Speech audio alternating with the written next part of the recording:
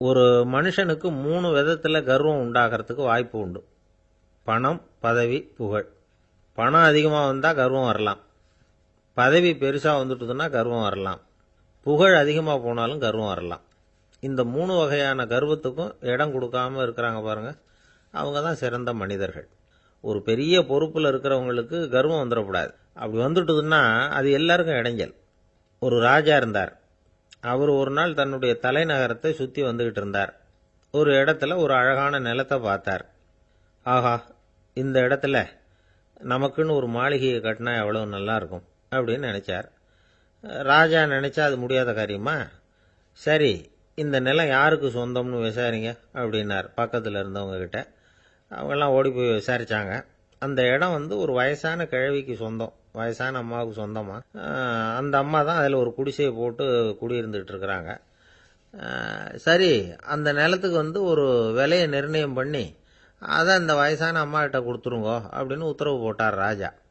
ஆனால் அந்த அம்மா, இது எங்கள் பூர்வீக இடம், இதை விற்க மாட்டேன் அப்படின்னு சொல்லிவிட்டுது. சரி, 2 பங்கு விலை கொடுக்குறோம்னு சொல்லி பாருங்க அப்படின்னாங்க. அப்படியே சொன்னாங்க அரண்மனை ஆட்கள். அதுக்கும் சம்மதிக்கலை அந்த அம்மா. இதை கேள்விப்பட்டதும் ராஜாவுக்கு கோபம் வந்துட்டுது. தன்னுடைய ஆளுங்களை கூப்பிட்டார். போய் அந்த குடிசையை பிரித்து எறிங்க, காசெல்லாம் ஒன்றும் கொடுக்காதீங்க அப்படின்னு கத்தினார். அவ்வளோதான். அடுத்த நிமிஷம் அரண்மனை ஆசாமிகள் போனாங்க, குடிசையை பிரித்து எரிஞ்சாங்க. அந்த வயசான அம்மா இருக்கு, அதுவும் அந்த இடத்த விட்டு துரத்தி விட்டாங்க. அந்த இடத்துல ஒரு அரச மாளிகையை கட்டி முடிச்சிட்டாங்க. அந்த வயசான அம்மா பாவம், ராஜாவே இப்படி பண்ணால் யாருக்கிட்ட போய் முறையிட முடியும்? ஒரு ஞானி இருந்தார், அவர்கிட்ட போய் சொன்னாங்க. அவர் இவங்க சொன்னதை கேட்டு மனசில் வச்சுக்கிட்டார். ஒரு நாள் அந்த ராஜாவே இந்த ஞானியை கூப்பிட்டார். புதுசாக ஒரு மாளிகை கட்டியிருக்கிறேன், வந்து பாருங்கன்னு. சரின்னு சொல்லி இந்த பெரியவர் ஒரு நாள் அந்த மாளிகைக்கு போனார். சும்மா போகல, ஒரு கழுதையையும் ஓட்டிகிட்டு போனார். கொஞ்சம் சாக்குகள், வெத்து சாக்கு, அதையும் எடுத்து கழுதை முதுகில் போட்டு கழுதையை ஓட்டிகிட்டு போகிறார். ராஜா பார்த்தார். அவருக்கு இது ஆச்சரியமாக இருந்தது. என்ன இது, மாளிகைக்கு வந்துட்டு போங்கன்னு கூப்பிட்டா கழுதை, சாக்கு இதெல்லாம் கொண்டு வராரே, ஒன்றும் புரியலையேன்னு நினைச்சார். எதுக்காக இதெல்லாம்னு கேட்டார். அரசருடைய தோட்டத்திலிருந்து கொஞ்சம் மண் எடுத்துகிட்டு போகிறதுக்கு ஆசைப்படுறேன், அதுக்கு நீங்கள் அனுமதி கொடுக்கணும் அப்படின்னாரு இவர். இது என்ன வேடிக்கையான கோரிக்கையாக இருக்குது அப்படின்னு நினைச்சார் ராஜா. இருந்தாலும் மண்ணு தானே கேட்குறாரு, எடுத்துகிட்டு போகட்டுமே அப்படின்னு நினைச்சார். சரின்னு அனுமதி கொடுத்தார். அந்த பெரியவர் தோட்டத்துக்கு போனார், மண்ணை வெட்டினார், சாக்கில் போட்டு நிரப்புனார். ராஜாவை கொஞ்சம் கிட்ட வாங்கன்னு கூப்பிட்டார். இந்த மண் மூட்டையை தூக்கி கழுதையோட முதுகில் வைக்கணும், கொஞ்சம் உதவி பண்ணுங்கன்னார். ஓ, பண்ணுறேனே அப்படின்னு சொல்லி ராஜா கிட்ட போனார். மூட்டையை தூக்கி பார்க்குறாரு, முடியல, திணறி போயிட்டார். இப்போ அந்த ஞானி பேசினாராம். அரசே, இந்த ஒரு சாக்கு மண்ணையே உங்களால் தூக்க முடியல, அந்த கிழவிகிட்ட இருந்து அந்த அக்கிரமமாக அபகரித்த இந்த தோட்டம் பூராவையும் சுமக்கணும்னு ஆசைப்படுறீங்களே, அது உங்களால் முடியுமா அப்படின்னு கேட்டாராம். ராஜா யோசனை பண்ண ஆரம்பித்தார். தன்னுடைய செயலுக்காக வருத்தப்பட்டாராம். அந்த வயசான அம்மாவை உடனடியாக வரவழைச்சார். தாயே, தப்பு பண்ணிட்டேன், என்னை மன்னிச்சுக்குங்க, இன்னையிலேருந்து இந்த மாளிகையும் தோட்டமும் உங்களுக்கு தான் சொந்தம் அப்படின்னு சொல்லிவிட்டாராம். போகிறப்ப இந்த உலகத்திலேருந்து எண்ணத்தை எடுத்துகிட்டு போக போகிறோம், அதனால் ரொம்பவும் அலட்டிக்க வேண்டியதில்லை, கர்வப்பட வேண்டியதில்லை அப்படிங்கிறது ஒரு பெரிய உபதேசம். ஒரு பெரிய மனுஷன் சாக கிடந்தார், ரொம்பவும் அழுதார். ஏன் அழறீங்க அப்படின்னு கேட்டாங்க சுற்றி இருந்தவங்க. நான் சாகிறதுக்காக கவலைப்படலை, நான் நம்ம ஜனங்களுக்காக எவ்வளவோ காரியம்லாம் செஞ்சுக்கிட்டு வந்தேன். நான் செஞ்சுக்கிட்டு வந்த சேவையை இனிமேல் யார் செய்ய போகிறாங்க, அது யாரால முடியும், அதை நினச்சி தான் அழறேன் அப்படின்னாராம். ஒருத்தர் முன்னாடி வந்தார். அதுக்காக நீங்கள் கவலைப்படாதீங்க, உங்கள் சேவையை தொடர்ந்து செய்யறதுக்கு என்ன மாதிரி இளைஞர் பட்டாலும் தயாராக இருக்குது, இருந்தாலும் எங்கள் கவலை என்னன்னா அப்படின்னு இழுத்தார். என்ன சொல்லுங்கன்னு கேட்டார் அவர். நீங்கள் இதுவரைக்கும் என்ன சேவை செஞ்சுக்கிட்டு வந்தீங்க, அதுதான் எங்களுக்கு இன்னமும் புரியாத புதிராக இருக்குது அப்படின்னாராம் அவர். ஒருத்தன் எப்படி நடந்துக்கிறாங்கிறத வச்சு தான் அந்த ஆள் எப்படிங்கிறத நாம் முடிவு பண்ணுறோம். ஆளுமைன்னு சொல்கிறோம்ல, அதுக்கு சூழ்நிலைகளை ஆளுகின்ற தன்மை அப்படின்னு விளக்கம் கொடுக்குறார் ஒரு உளவியல் நிபுணர். சரி, ஒரு மனிதனுடைய ஆளுமையை உருவாக்குகிற விஷயங்கள் என்னென்ன? பிறப்பு, வளர்க்கப்பட்ட விதம், படிப்பு, நண்பர்கள், சமுதாயம், இப்படி நிறைய உண்டு. ஆளுமையின் அடிப்படையில் சில மனநோய்கள் உண்டாகுது. அதெல்லாம் என்னென்னங்கிறத தெரிஞ்சு வச்சுக்கிட்டோம்னா நம்ம கூட இருக்கிறவங்கள அடையாளம் கண்டுபிடிக்கிறதுக்கு அது ரொம்ப உபயோகமாக இருக்கும். ஃப்ரெனாய்டு ஆளுமை அப்படின்னு ஒன்று. இந்த கோளாறு உள்ளவங்க எப்படி இருப்பாங்க தெரியுமா? அதிக உணர்ச்சி, சந்தேகம், பொறாமை இதெல்லாம் அதிகமாக இருக்கும். வளைஞ்சு கொடுக்க மாட்டாங்க. அடுத்தவங்களோட இணக்கமான உறவு இருக்காது. அவங்க செய்கிற தப்புக்கெல்லாம் அடுத்தவங்களை குறை சொல்லிட்டு இருப்பாங்க. இது ஒரு ரகம். அடுத்தது ஸ்கிசாய்டு ஆளுமை அப்படின்னு சொல்கிறாங்க. இந்த கோளாறு உள்ளவங்க அடுத்தவங்களோட பழக கூச்சப்படுவாங்க. சின்ன வயசுலேயே இது ஆரம்பமாயிடுது. பகல் கனவுலேயே சஞ்சரிப்பாங்க. அவங்களுடைய விரோதம், கோபம் இதை கூட வெளியில் காட்டிக்க முடியாமல் இருப்பாங்க. இவங்களுக்கு அகமுகம், பிரச்சனைகள்லேருந்து ஒதுங்கி எதுலேயும் ஈடுபாடு இல்லாதவங்களா இருப்பாங்க. இப்படி ஒரு ரகம். அடுத்தது சைக்ளோதமிக் ஆளுமை அப்படின்னு சொல்கிறாங்க. அது என்னன்னா உணர்ச்சிகளில் ஏற்றத்தாழ்வு அதிகமாக இருக்குமா. சில சமயம் பார்த்தா மகிழ்ச்சியாக இருப்பாங்க, சில சமயம் சோகமாக உட்காந்துருப்பாங்க. அவங்க மனநிலைக்கு தகுந்த மாதிரி சமூக நிகழ்ச்சிகளில் பங்கெடுத்துக்குவாங்க. இன்னொரு வகை என்னன்னா எண்ணப்பீடிகை ஆளுமை அப்படின்னு பேர் வச்சிருக்கிறாங்க. அதுக்கு இவங்களுக்கெல்லாம் கரெக்டாக இருக்கணும். எல்லாம் சட்டத்திட்டம் எதுலேயும் ஒரு ஒழுங்குமுறை, இப்படி எதிர்பார்க்குற மனோபாவம். இவங்க எதிர்பார்ப்புக்கும் வரன்முறைக்கும் மற்றவங்க கட்டுப்படணும்னு நினைப்பாங்க. இந்த நிலைமை நீடிச்சா என்ன ஆகும் தெரியுமா? அலைக்கழிக்கிற எண்ணங்கள் திரும்ப திரும்ப ஒரே செயலை செய்ய தூண்டுற மன தளர்ச்சிக்கு ஆளாயிடுறாங்க. அடுத்தது ஹிஸ்டீரியா ஆளுமை. சின்ன விஷயத்தையெல்லாம் பெருசுபடுத்தி நாடகமாக்குற நடிகர்கள் இவங்க. உணர்ச்சி அதிகம் உள்ளவங்க. இவங்க மன எழுச்சியில் பக்குவமின்மை, குழந்தைத்தனம், முதிர்ச்சியின்மை எல்லாம் இருக்கும். தன்னலம் மிக்க குணம். பிறர் தன்னை மட்டுமே கவனிக்கணும்னு நினச்சி செயல்படுறது, இதெல்லாம் இவங்க அடையாளம். அடுத்த ரகம் எப்படின்னா வளர்ச்சியற்ற ஆளுமைன்னு சொல்கிறாங்க. அடுத்தவங்களோட இணங்கி போக முடியாதவங்க.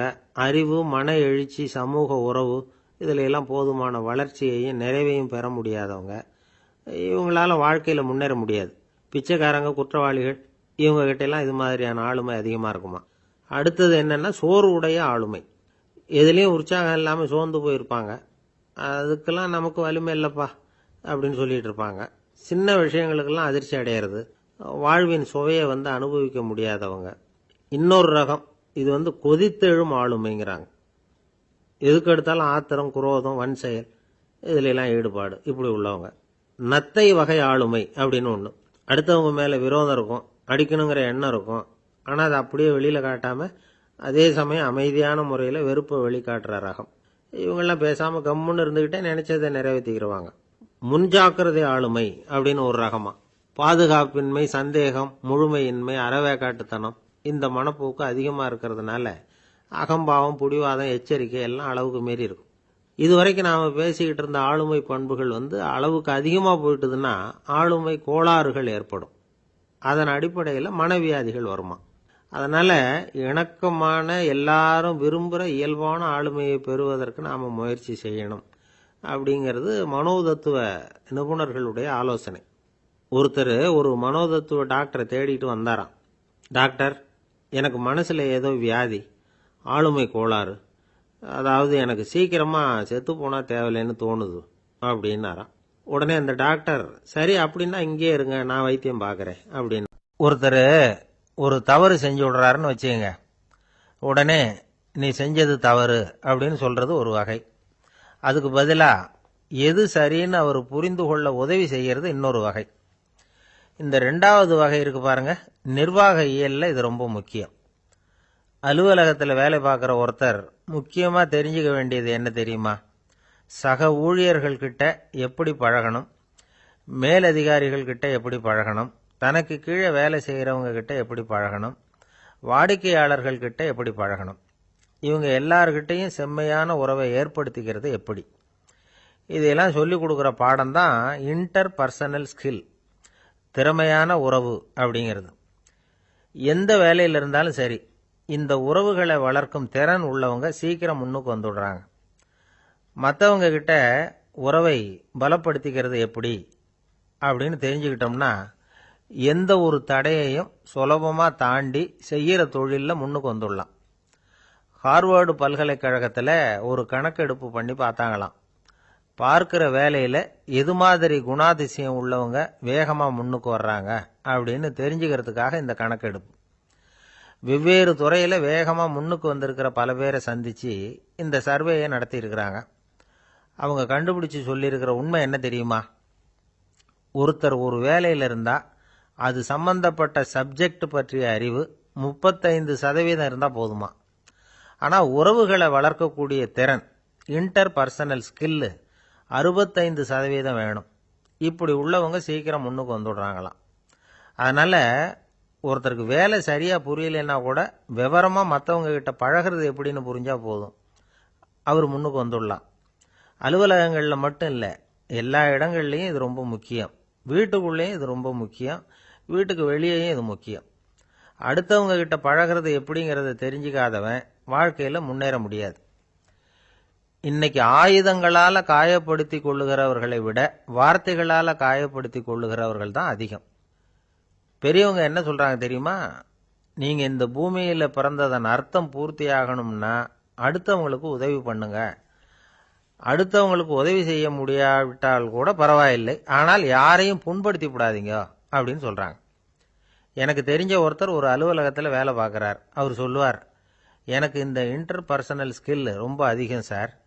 சக ஊழியர்கள்கிட்ட ரொம்ப சுமூகமாக நடந்துக்குவேன். என் கூட வேலை பார்க்குற ஒருத்தருக்கு ஏதாவது ஒரு கஷ்டம்னா அந்த சமயத்தில் அவர் செய்ய வேண்டிய வேலையை நான் செஞ்சிருவேன் சார் அப்படிம்பார். நான் அவர்கிட்ட சமீபத்தில் அப்படி ஏதாவது செஞ்சுருக்கீங்களா அப்படின்னு கேட்டேன். செஞ்சுருக்கேன் சார். போன வாரம் புதன்கிழமை ஆஃபீஸில் என் பக்கத்து சீட்டுக்காரருக்கு வயிற்று வலி. உடனே நான் மெடிக்கல் லீவ் போட்டுவிட்டு எங்கள் வீட்டுக்கு போயிட்டேன் சார் அப்படின்னா. ஒருத்தர் முகத்தை தொங்க போட்டுக்கிட்டு ஒரு மாதிரியாக வந்தார். என்ன விஷயம்னு விசாரித்தேன். என்னுடைய நண்பன் ஒருத்தங்கிட்ட கருத்து வேறுபாடு, இனிமேல் நமக்குள்ளே எந்த சம்மந்தமும் வேணாம்னு நட்பை முறிச்சிட்டு வந்துட்டேன்னா. நண்பர்கள்னு இருந்தால் கருத்து வேறுபாடு வரத்தான் செய்யும்னு. கருத்து வேறுபாடு வராமல் இருக்கிறதுக்கு ஏதாவது வழி உண்டா அப்படின்னு கேட்டாங்க. அதை பற்றி நிபுணர்கள் சில யோசனைகளை சொல்லியிருக்கிறாங்கன்னு. முதல் விஷயம் என்னென்னா, உங்கள் நண்பனுக்கு ஒரு செய்தி சொல்லணும்னா அதை நீங்களே நேரடியாக சொல்லுங்க, அல்லது உங்கள் கைப்பட கடிதம் எழுதுங்க. அதாவது நேரடி தொடர்பு முக்கியம். அதை விட்டுட்டு இன்னொருத்தர் மூலமாக நண்பர்களுக்கு செய்தி அனுப்புனா நீங்கள் சொல்கிற செய்தி அப்படியே போய் சேராது, அது சேதமாயிடும். அதை கூட்டி குறைச்சி சொல்லிவிடுவாங்க, அது குழப்பத்தில் கொண்டாந்து விட்டுரும். இது ஒரு யோசனை. ரெண்டாவது யோசனை என்னன்னா, நீங்கள் ஒரு நல்ல காரியத்தை செய்யும் பொழுது உங்கள் நண்பரையும் சேர்த்துக்குங்க, அவருக்கும் அதில் ஒரு ஈடுபாட்டை உருவாக்குங்க. மூணாவது யோசனை, நம்ம பக்கத்தில் இருக்கிற நண்பர் மகிழ்ச்சி அடைகிற மாதிரி ஏதாவது செய்யணும். சின்ன சின்ன செயல்களாக இருந்தாலும் பரவாயில்ல, அவர் நமக்கு எதுவும் செய்யலையே, நாம் எதுக்கு செய்யணும் அப்படின்னு நினச்சிக்கிட்டு இருக்கக்கூடாது. நாலாவது யோசனை என்னென்னா, உங்களுக்கு ஒரு பிரச்சனையா அல்லது உங்கள் நண்பருக்கு ஒரு பிரச்சனையா, எதுவாக இருந்தாலும் 2 பேரும் சேர்ந்து உட்காந்து ஆலோசனை பண்ணுங்க. நம்ம யோசனையும் கேட்கப்படுதே அப்படிங்கிற நினைப்பே அவருக்கு ஒரு மன நிறைவை உண்டாக்குமா. ஐந்தாவது யோசனை, உங்கள் நண்பர் ஏதோ ஒரு காரியத்தை செய்கிறார், நீங்கள் உடனே அவசரப்பட்டு நீ செய்கிறது தப்புன்னு தீர்ப்பு சொல்லக்கூடாது. அவர் அதை செய்யறதுக்கான நியாயங்கள் எவ்வளவோ இருக்கும், அதை புரிஞ்சுக்கிறதுக்கு முயற்சி பண்ணணும். ஆறாவது யோசனை, உங்கள் நண்பர் என்ன சொன்னாலும் அதை பொறுமையாக கேளுங்க. அவர் சொல்கிறத புரிஞ்சுக்கணும், அவர் சொல்ல விரும்புகிறத புரிஞ்சுக்கணும், அவர் சொல்ல முடியாமல் தவிக்கிறதையும் புரிஞ்சுக்கணும். இப்படி 3 விதமாகவும் அவரை புரிஞ்சுக்கிட்டு அதுக்கு தகுந்த மாதிரி செயல்படணும். ஏழாவது யோசனை என்னன்னா, உங்கள் நண்பர் உங்ககிட்ட ஏதோ ஒரு கருத்தை சொல்கிறார், அது உங்களுக்கு பிடிக்கல, அதுக்காக உடனே நீ சொல்கிறது சரியில்லை, நான் ஒத்துக்க மாட்டேன் அப்படின்லாம் மறுத்துக்கிட்டு இருக்கக்கூடாது. அவர் சொல்கிறத கேட்கணும், பொறுமையாக சிந்திக்கணும், அதுக்கப்புறம் பதில் சொல்லணும். இப்படிலாம் நடந்துக்கிட்டால் நண்பர்களுக்குள்ள கருத்து வேறுபாடு வர்றதுக்கு வாய்ப்பே இருக்காது அப்படின்னு வல்லுநர்கள் தொகுத்து சொல்லியிருக்கிறாங்க இந்த யோசனைகளை. எனக்கு தெரிஞ்ச சில நண்பர்கள் உண்டு, அவங்களுக்குள்ளேயும் கருத்து வேறுபாடுகள் வராமல் இருக்கிறதுக்கு சில நுட்பங்களை கையாளுறது உண்டு. ஒருத்தர் சொன்னார், அந்த டாக்டர் சின்ன வயசுலேருந்து என் கூட பழகினவர், நாங்கள் 2 பேரும் இணை பிரியாத நண்பர்கள். இருந்தாலும் எனக்கு உடம்பு சரியில்லைன்னா நான் அவர்கிட்ட வைத்தியம் பார்த்துக்க மாட்டேன் அப்படின்னார் ஒருத்தர். ஏன் அப்படின்னு கேட்டேன். எங்கள் நட்பு கெட்டுப்போடக்கூடாது இல்லையா, அதனால தான் அப்படின்னார் இவர். ஒரு சீன தேசத்து அரசர் இருந்தார். அவருக்கு வயசாயிட்டுது. அவருக்கு அடுத்தபடியாக அவருடைய புள்ள பட்டத்துக்கு வரணும், ஆட்சி பொறுப்பை ஏற்றுக்கணும். ஒரு நல்ல தலைவனுக்கு இருக்க வேண்டிய பண்புகள்லாம் தன்னுடைய மகனுக்கு இருக்கணும்னு விரும்பினார் அந்த அரசர். அதனால் இளவரசனை பக்கத்தில் இருந்த ஒரு குரு கிட்ட அனுப்புனார். இளவரசன் அவர்கிட்ட போய் சேர்ந்தான். அந்த குரு என்ன பண்ணார் தெரியுமா, இவனை பார்த்து சொன்னார், இதை பாருப்பா, நீ என்ன பண்ணுற, இப்போவே பக்கத்தில் இருக்கிற காட்டுக்கு போ, நடு காட்டில் போய் ஒரு இடத்துல உட்காந்துக்கோ, அங்கே என்னென்ன சத்தம்லாம் உன் காதில் விழுதுன்னு கவனிச்சு கேளு. உன் காதில் விழுந்த ஓசைகள் என்னென்னங்கிறத என்கிட்ட வந்து சொல்லு. அதுதான் எனக்கு தெரியணும், உனக்கு வேலையும் அதுதான் அப்படின்னு சொல்லி அனுப்பி வச்சுட்டார். இளவரசன் காட்டுக்கு போனான். குரு சொன்னபடியே ஒரு இடத்துல உட்காந்து கவனித்து கேட்டான். அதுக்கப்புறம் குரு கிட்ட திரும்பி வந்தான். என்னென்ன சத்தம்லாம் கேட்ட அப்படின்னு கேட்டார் குரு. குருவே, காட்டில் நான் பறவைகள் சத்தம்லாம் கேட்டேன், மிருகங்களின் ஓசையையும் கேட்டேன், இதை தவிர இடி மின்னல் மழை இதுகளோட சத்தத்தையும் கேட்டேன் அப்படின்னா. குரு யோசனை பண்ணார். நீ இன்னமும் சரியாக கேட்கல, அதனால் மறுபடியும் காட்டுக்கு போ, கொஞ்ச நாள் தங்கியிருந்து கேட்டுட்டு வா அப்படின்னார். இளவரசனுக்கு ஒன்றும் புரியல. இருந்தாலும் குருவின் கட்டளையாச்சே, மறுக்க முடியுமா? உடனே அவன் மறுபடியும் காட்டுக்கு போனான். ஒரு இடத்துல உட்காந்தான். கொஞ்ச நேரம் உன்னிப்பாக கவனித்து கேட்டான். சில நாள் கழித்து குரு கிட்ட திரும்பி வந்தான். குருவே, இந்த தடவை சில துல்லியமான சத்தங்களை எல்லாம் கேட்டான். தேனி பறக்கிற சத்தம், நீரோடையின் மெல்லிய ஓசை, இதெல்லாம் கேட்டேன்னா. குரு சிரிச்சார். நீ மறுபடியும் காட்டுக்கு போ, இன்னும் சில நாள் அங்கே இரு, முழுமையாக கவனமாக கேட்டுக்கிட்டு வா அப்படின்னு சொல்லி அனுப்பி வச்சுட்டார். இளவரசனுக்கு குழப்பம் அதிகமாயிட்டுது. ஒன்றுமே புரியல. மறுபடியும் காட்டுக்கு போனான். மௌனமாக ஒரு இடத்துல உட்காந்துட்டான். அப்படியே தியானத்தில் ஆழ்ந்துட்டான். சில நாளில் அவனுக்கு இதுவரை கேட்காத ஓசைகள்லாம் கேட்க ஆரம்பிச்சிட்டுது. இதைத்தான் நான் கேட்கணும்னு என்னுடைய குரு எதிர்பார்த்துருக்கிறாருங்கிறத புரிஞ்சுக்கிட்டான். உடனே குரு கிட்ட ஓடனான். குருவே, இந்த தடவை காதுகளுக்கு கேட்க முடியாத சில ஓசைகளை கூட என்னால் உணர முடிஞ்சுது. பூ மலருகிற ஓசை, சூரியனால் பூமி சூடாகிறப்போ எழுகிற ஓசை, காலை பனித்துளி இந்த புல்லுலாம் குடிக்கிற ஓசை, இது எல்லாம் என்னால் நல்லா கேட்க முடிஞ்சுது அப்படின்னா. குருவுக்கு இப்போதான் திருப்தி ஏற்பட்டுதான். இளவரசனை பார்த்து சொன்னார், இதை பாருப்பா, இப்போதான் நாட்டை ஆளுகிற தகுதி உனக்கு வந்திருக்குது அப்படின்னு சொல்லி அதுக்கு விளக்கமும் கொடுத்தாராம். எந்த அரசன் தன்னுடைய மக்களின் இதயம் பேசுகிற மௌன மொழியை, மௌன வார்த்தைகளை கேட்குறானோ அவன்தான் ஆள தகுதி உள்ளவன். எந்த அரசன் தன்னுடைய மக்களின் உணர்ச்சிகளை உண்மையாக உணர்றானோ அவன்தான் முதன்மையான அரசன். போலி வார்த்தைகளை மட்டும் கேட்டுட்டு பல மௌன ராகங்களை காதில் வாங்கிக்காதவன் அரசனே இல்லை. எந்த நாட்டில் எப்போ ஒரு அரசன் தன்னுடைய மக்களின் உணர்ச்சிகளை கேட்க மறுக்கிறானோ அன்னையிலிருந்தே அந்த நாடு அழிய தொடங்குது அப்படின்னு அர்த்தம். இதுதான் அந்த குரு இளவரசனுக்கு போதிச்சது. வாயால் பேசுறத மட்டும் கேட்டு ஏமாறக்கூடாது, உணர்ச்சிகளையும் கேட்கறதுல தான் மனப்பக்குவம் உண்டாகும். மக்கள் உணர்ச்சிகளை புரிந்து கொள்ளாத அரசர்கள் நீடிச்சிருக்க முடியாது. அது மாதிரி நாடுகளில் அடிக்கடி குழப்பம் தான் உண்டாகும். அப்படி இருந்தா அடிக்கடி ஆட்சி மாறிக்கிட்டு இருக்கும்.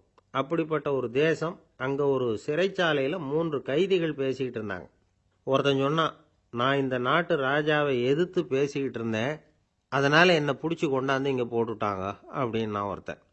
இன்னொருத்தன் சொன்னான், நான் இந்த நாட்டு ராஜாவை ஆதரித்து பேசிக்கிட்டு இருந்தேன், அதனால் என்னை பிடிச்சி கொண்டாந்து இங்கே தள்ளிவிட்டாங்க அப்படின்னா. அது சரி, நீ என்ன தப்பு பண்ண அப்படின்னு சொல்லி 3வது ஆளை பார்த்து இவங்க கேட்டாங்க. அதுக்கு அந்த ஆள் சொல்கிறான், நான் தான் இந்த நாட்டு ராஜா அப்படின்னா. ஆஃபீஸ் முடிஞ்சு வீட்டுக்கு போகிற சமயத்தில் ஒருத்தர் கடைக்கு போய் ஸ்வீட் வாங்கினார். சரி, வீட்டுக்கு பிள்ளைங்களுக்கு தான் வாங்கிட்டு போகிறார் அப்படின்னு மற்றவங்க நினச்சாங்க. அவர் அப்படி செய்யல. அந்த இடத்துலையே பொட்டலத்தை பிரித்தார். திருட மாதிரி அப்படியே சுற்றி ஒரு தரம் பார்த்துக்கிட்டார். யாரும் தெரிஞ்சவங்க இல்லைங்கிறத முடிவு பண்ணிவிட்டு அவசரமாக அதை அப்படியே போட்டு முழுகிவிட்டு கையை தொடச்சிக்கிட்டு நல்ல புள்ள மாதிரி நடந்து போக ஆரம்பிச்சிட்டார். அவர் யாருன்னா, அவரோட பிரச்சனை எல்லாருக்கும் தெரியாது, சில பேருக்கு தான் தெரியும். அதாவது அவர் உடம்புல சர்க்கரை இருக்குன்னு டாக்டர் சொல்லிவிட்டாராம். அதனால் வீட்டில் சர்க்கரையே இவர் கண்ணில் காட்டுறதில்ல. அதனால் இவர் யார் கண்ணிலையும் படாமல் இப்படிப்பட்ட வேலைகள்லாம் செய்கிறது வழக்கம். யாருக்கும் தெரியாமல் இப்படி ஸ்வீட்டை வாங்கி சாப்பிட்டுட்டு அவர் பாட்டுக்கு போயிடுறது. இப்படிப்பட்டவங்களுக்கெல்லாம் கொஞ்சம் ஆறுதலான தகவல் இன்னைக்கு. அது என்னென்னா, நாம் சாப்பிட்ற சர்க்கரைக்கும் நம்ம உடம்புல உள்ள சில கோளாறுகளுக்கும் அப்படி என்ன தான் சம்மந்தம் இருக்குது. இதை பற்றி சமீபத்தில் சில ஆராய்ச்சிகள்லாம் நடந்திருக்குது. ஏன்னா சர்க்கரைன்னாவே விஷம் மாதிரி அதை பார்க்குறவங்களும் சில பேர் உண்டு. சின்ன பிள்ளைங்களுக்கு வயத்தில் பூச்சி உண்டாகிறதுலேருந்து பெரியவங்களுக்கு நீரிழிவு வர்ற வரைக்கும் எல்லாத்துக்கும் சர்க்கரை தான் காரணம்னு சொல்லிகிட்டு இருக்கிறோம். ஆனால் அந்த அளவுக்கு பயப்பட வேண்டிய அவசியம் இல்லை அப்படின்னு சொல்கிறாங்க. சர்க்கரை வியாதி, இருதய நோய், பித்த நீர்ப்பை நோய், இதெல்லாம் சில நோய்கள்லாம் நாம் சாப்பிட்ற சர்க்கரைக்கும் தொடர்பு இருக்குன்னு நினைக்கிறோம். ஆனால் அப்படி சம்பந்தம் உண்டுங்கிறதுக்கு போதுமான அளவுக்கு ஆதாரம் இல்லை அப்படிங்கிறாங்க ஆராய்ச்சியாளர்கள்.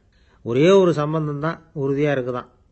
அதுவும் இந்த பல் சிதைவு அப்படின்னு இருக்கு இல்லையா, அந்த சர்க்கரை சாப்பிட்றதுக்கும் இந்த பல் சிதைவுக்கும் சம்பந்தம் இருக்குது அப்படிங்கிறத மட்டும் உறுதியாக சொல்கிறாங்க. சர்க்கரைன்னா நாம் சாப்பிட்ற ஜீனி மட்டும் இல்லை, பழம், காய்கறி, பால், தேன், இப்படி எல்லாத்துலேயும் அது இருக்குது.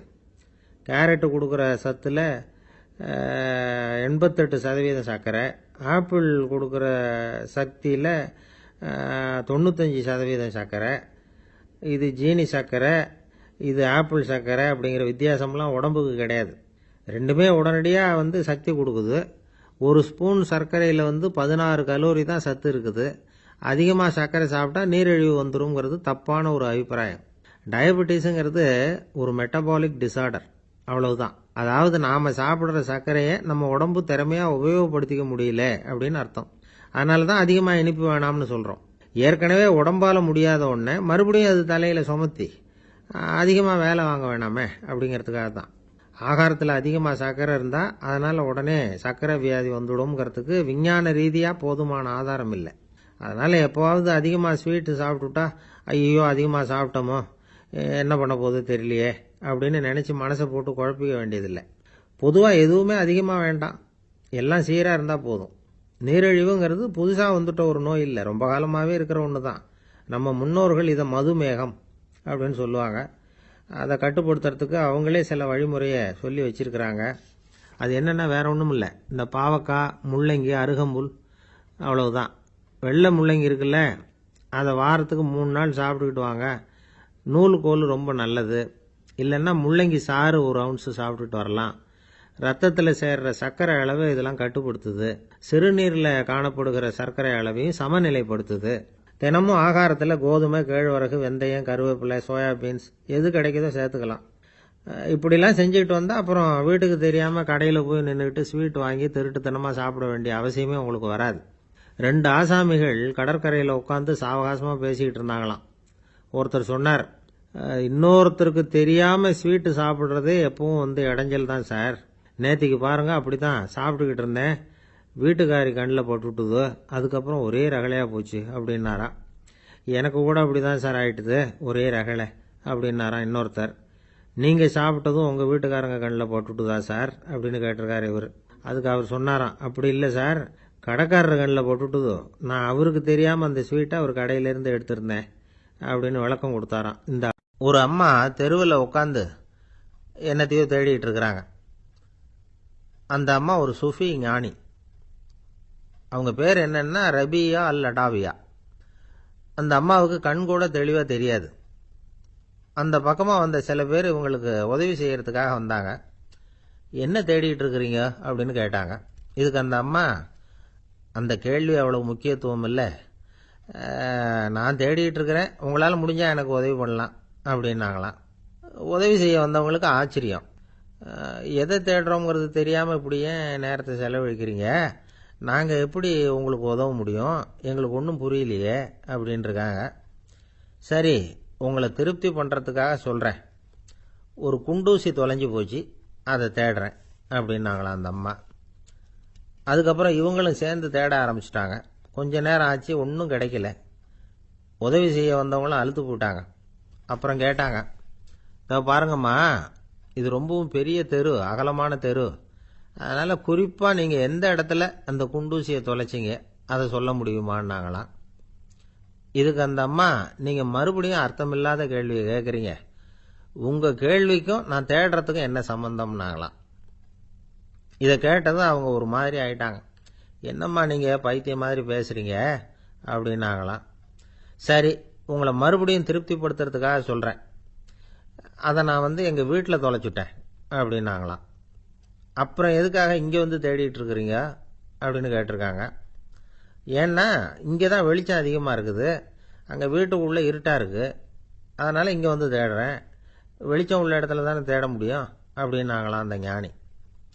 இந்த கதைக்கு என்ன அர்த்தங்கிறத பெரியவங்க சொல்கிறாங்க. அதாவது இந்த தேடுதல்ங்கிறது ஒரு வியாதி. அது நம்ம சதா அலைய வைக்கும், பைத்தியமாக மாற்றுறதுக்கு முயற்சி பண்ணோம். ஒரு காலம் அது நிறைவு அடையவே அடையாது. வாழ்வுங்கிறது ஒரு புரிந்து கொள்ள முடியாத சதா இயங்கி கொண்டிருக்கிற ஒரு செயல். அதுக்கு ஆரம்பமும் இல்லை, முடிவும் கிடையாது. எதையோ தேடணும் அப்படிங்கிற உந்துதல் நமக்குள்ளே இருக்கும், ஆனால் குறிப்பாக எதை தேடிட்டு இருக்கிறோம் அப்படிங்கிறது புரியாது. அப்படி ஏதாவது ஒன்றை தேடி அடைஞ்சிடுறோம்னு வச்சுங்க, உடனே ஒரு அதிருப்தி வந்துடும். அதனால் வாழ்க்கைங்கிறது சலிப்பு நிறைந்தது அப்படிங்கிற எண்ணத்தை உண்டாக்கிக்கிறோம். ஒன்று அடைஞ்சதுக்கு அப்புறம் இன்னொன்று தேட ஆரம்பிச்சிருவோம். ஆக இந்த தேடல்ங்கிறது நாம் ஒன்று அடைஞ்சாலும் அடையாவிட்டாலும் தொடர்ந்து நடந்துக்கிட்டு தான் இருக்கும். இதுக்கு முடிவே கிடையாது. இந்த உண்மையை நாம் நல்லா புரிஞ்சுக்கணும் அப்படிங்கிறது பெரியவங்களுடைய கருத்து. ஏழையும் தேடுறான், பணக்காரனும் தேடுறான், நோயாளியும் தேடுறான், நோய் இல்லாதவனும் தேடுறான், அதிகாரம் உள்ளவனும் தேடுறான், அதிகாரம் இல்லாதவனும் தேடுறான், முட்டாளும் தேடுறான், அறிவாளியும் தேடுறான். ஆனால் யாரும் இதை தான் தேடி சாதிக்க போகிறோம், இதுதான் முடிவு அப்படின்னு திட்டவட்டமாக சொன்னதில்லை. ஒன்று அடைஞ்சதும் இன்னொன்று தேட ஆரம்பிச்சிடுறாங்க, அவ்வளோதான். அதாவது உங்களின் தேடுபவர் உங்கள் உள்ளேதான் இருக்கிறார், அவரை தேடி கண்டுபிடியுங்கள். இதுதான் ஞானிகள் நமக்கு சொல்லுகிற ஒரு ஆலோசனை. நம்மால் ஒருத்தன் ஜெயிலில் இருந்தான். இன்னொரு கைதி அவனை பார்த்து கேட்டான், ஏன்பா உன்னை பார்க்கறதுக்கு வெளியிலேருந்து யாருமே இங்கே வர்றது இல்லையே, உனக்கு சொந்தக்காரங்களே கிடையாதா அப்படின்னு கேட்டானா. ஏன் இல்லை, எனக்கு சொந்தக்காரங்க நிறைய பேர் உண்டு, அவங்க என்னை பார்க்க வராததுக்கு காரணம் வேற அப்படின்ட்டுருக்கான் இவன். என்ன காரணம்னு கேட்டான் அவன். அதுக்கு இவன் சொன்னானா, அதுக்கு என்ன காரணம்னா அவங்க எல்லாரும் இங்கே உள்ளேயே இருக்கிறாங்க அப்படின்னா. ஒரு நண்பர் அவசரமாக என்கிட்ட ஓடி வந்தார். அப்புறம் சொன்னார், என்னால் நம்பவே முடியல சார், என் பையனா இப்படி அப்படின்னு சொல்லி ஆச்சரியப்பட்டார். உங்கள் பையன் அப்படி என்னதான் செஞ்சுட்டான் அப்படின்னு கேட்டேன். என்னால் முடியாத ஒரு காரியத்தை அவன் செஞ்சுட்டான் சார் அப்படின்னார். அது என்னன்னு தான் சொல்லுங்களேன். என்ன, 5வது வகுப்பில் அவன் ஒரே தடவையில் தேறிட்டான் சார், அதாவது ஒரே அட்டம்ப்டில் பாஸ் ஆகிருக்கான் அப்படின்னார் மூச்சு வாங்க. கஷ்டப்பட்டு பரீட்சை எழுதுனது அவன், இவருக்கு ஏன் மூச்சு வாங்குது? நம்மால் செய்ய முடியாத ஒரு காரியத்தை இன்னொருத்தர் செய்யும் பொழுது அது நமக்கு ஆச்சரியமாக இருக்குது. சர்க்கஸ் பார்க்குறோம், ஒருத்தர் அந்த இடத்துல தொங்குறார், அது நமக்கு ஆச்சரியம். ஏன்னா அது நம்மால் முடியாத காரியம். நம்மால் முடியாத ஒன்றை அடுத்தவர் எளிதாக செய்யும் பொழுது நாம் மருள்வது இயற்கை. இதை தான் தொல்காப்பியம் மருட்கை அப்படின்னு சொல்லுது. இந்த வியப்பு இருக்குதே, இது 4 வகையில் ஏற்படுறதாக தொல்காப்பியம் சொல்லுது. அது என்ன 4 வகை? முதல் வகை எப்படின்னா புதுமையான அரிய செயல்களை செய்கிறது. 2வது வகை என்னன்னா பெரும் செயல்களை செய்கிறது. 3வது வகை என்னன்னா மிக நுட்பமான செயல்களை செய்கிறது. 4வது வகை என்னன்னா ஆக்கம் தரும் செயல்களை செய்கிறது.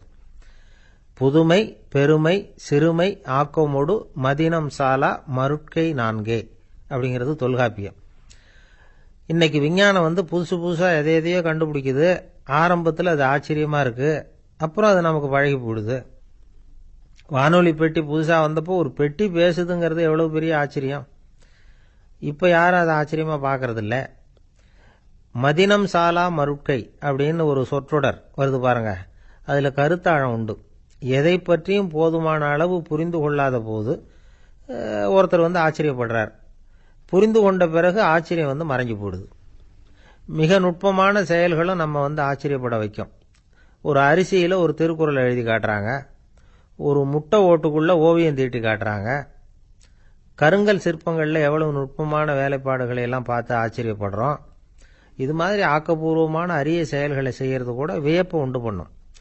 குப்பை கூலங்களை கூட வாழ்க்கைக்கு பயன்படுகிற பொருளாக மாற்றுகிறவர்கள் இருக்காங்க, அவர்களுடைய செயல் வியப்பு அளிக்குது.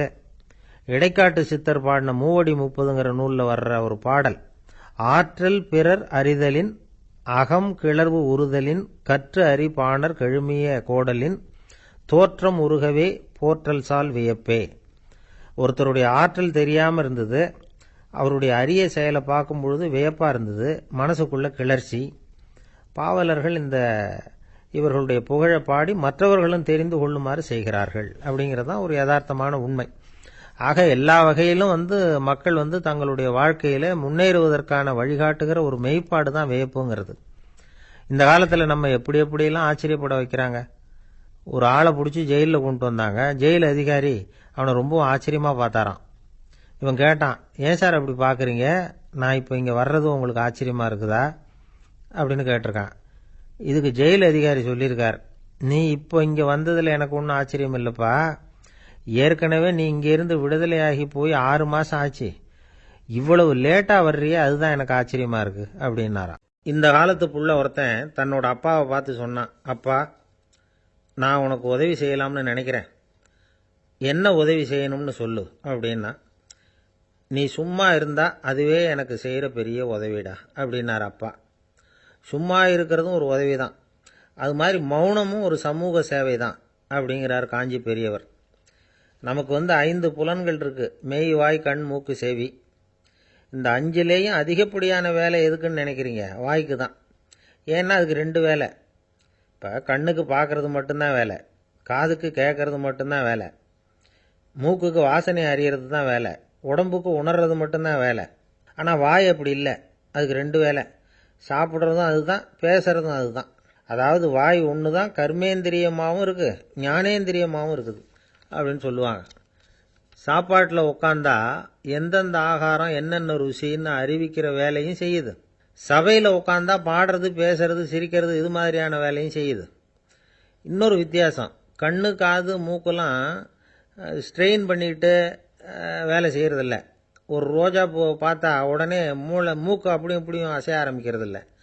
ஒரு சங்கீதத்தை கேட்ட உடனே காது ஆட ஆரம்பிக்காது. ஆனால் வாய் அப்படி இல்லை, அது பேசினாலும் சரி சாப்பிட்டாலும் சரி அசைஞ்சு தான் ஆகணும். ஆக மற்றதை விட வாய்க்கு வேலை ஜாஸ்தின்னு தெரியுது. சாப்பிட்றது, பேசுறது அப்படின்னு 2 காரியம் அதுக்கு. இப்படி 2 காரியம் இருக்கிறதுனால அது 2ஐயும் பாதியாக குறைச்சிக்கணுங்கிறது கடவுள் அபிப்பிராயமாக இருக்கணும் அப்படிங்கிறார் காஞ்சி பெரியவர். ஆனால் இப்போ நாம் அப்படியே நடந்துக்கிறோம், அதுக்கு நேர்மாறாக நடந்துக்கிறோம்.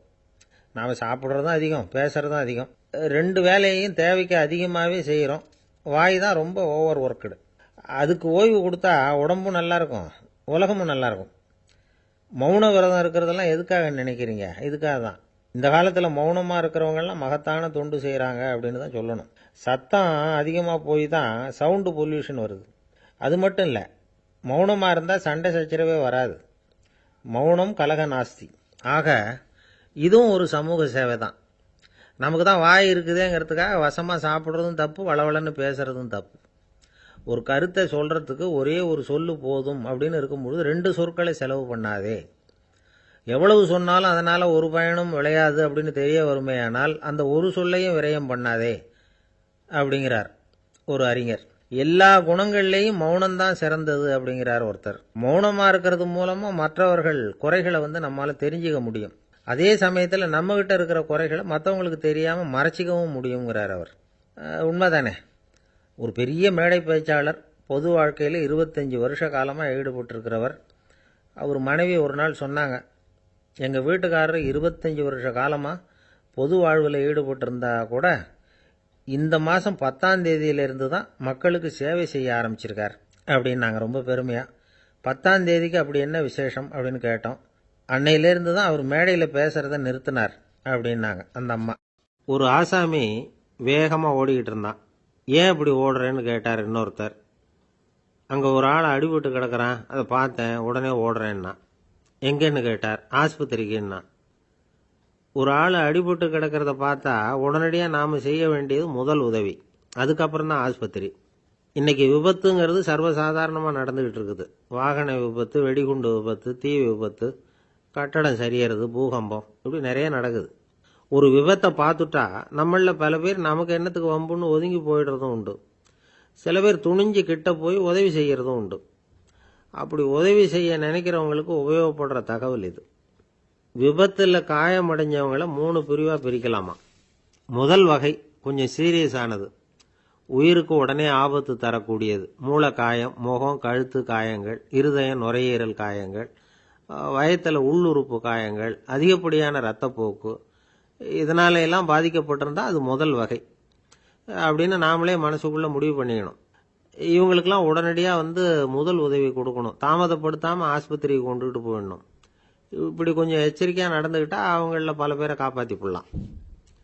2வது வகை எப்படின்னா, முதல் உதவி விரைவாக கிடைச்சா உயிர் பிழைக்கக்கூடிய மார்பு காயங்கள், கைகால் எலும்பு முறிவு, இடுப்பு முதுகெலும்பு காயம், சீரான இரத்த சேதம், இப்படிப்பட்டவங்களை 2வது வகையாக பிரிக்கணும். ஆபத்து இல்லாத சிராய்ப்புகள், சிறு காயங்கள், இரத்த உறைவுகள், இதனால் பாதிக்கப்படுறவங்க 3வது வகை. ஒருத்தர் தலையில் அடிபட்டு நினைவு இழந்துட்டார்னு வச்சுங்க, அவருக்கு வாந்தி வர்றதுனால புறையேறி மூச்சு அடைப்பு உண்டாகும். இப்படி ஆகாமல் இருக்கிறதுக்காக தலையை ஒரு பக்கமாக சாய்ச்சி வைக்கலாம். நாடி துடிப்பையும் இதய துடிப்பையும் தொட்டு பார்க்கணும்.